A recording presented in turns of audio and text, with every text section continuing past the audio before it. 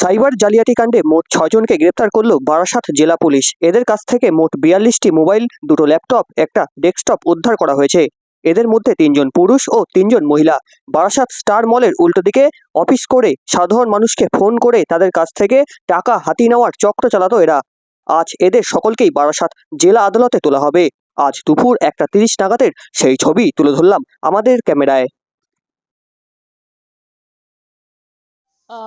তো গতকাল 9 তারিখে আমাদের এখানে বারাসাত সাইবার থানা যে আছে ওনার কাছে একটা ইনফরমেশন আসলো কি স্টার মল উল্টো দিকে একটা বিল্ডিংয়ে একটা কল সেন্টার চালানো হচ্ছে, যেটাকে নিয়ে ওখানকার পাবলিককে কিছু সন্দেহজনক লাগছে কি ওরা কিছু মানে ইলিগাল কাজে যুক্ত থাকতে পারে বলে। তো ওখানে আমরা আমার টিমটাকে পাঠিয়ে আমার সাইবার থানার টিম ওখানে গিয়ে উনি একটু রেকি করে ভেরিফাই করলেন ইনফরমেশনটা, এবং উনিও পেলেন কি হ্যাঁ এখানে কিছু ইলিগাল কাজ হতে পারে। তো তারপরে আমরা ওটাকে আরও একটু ওয়ার্কআউট করে আমাদের টিমটাকে পাঠিয়ে আন্ডার দি লিডারশিপ অফ আর এসডিপিও বারাসাত, আইসি সাইবার এবং সাইবার টিমটা ওখানে গিয়ে রেড করলেন।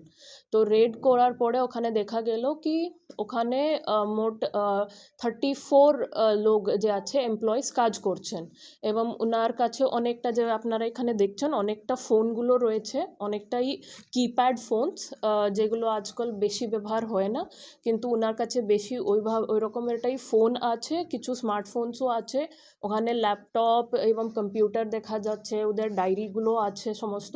তো ওরা পরপর লোকদেরকে কল করার মধ্যে ব্যস্ত আছেন সবাই।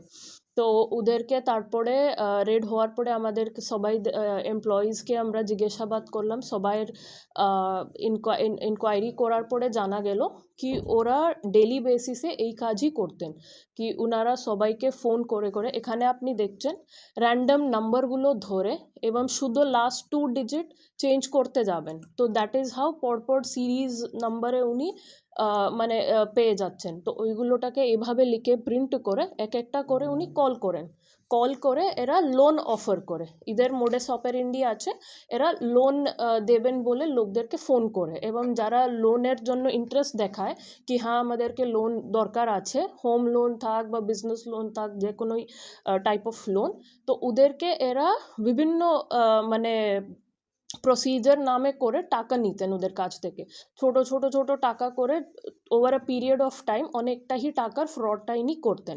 এখানে আপনি দেখছেন ইনি আরবিআই এর কিছু কাগজগুলো করেছেন, এগুলো ফেক কাগজ, এখানে আরবিআই এর ও লোগো দিয়ে কাগজ করা আছে এবং আইডিএফসি ব্যাংকের কাগজ বানানো আছে।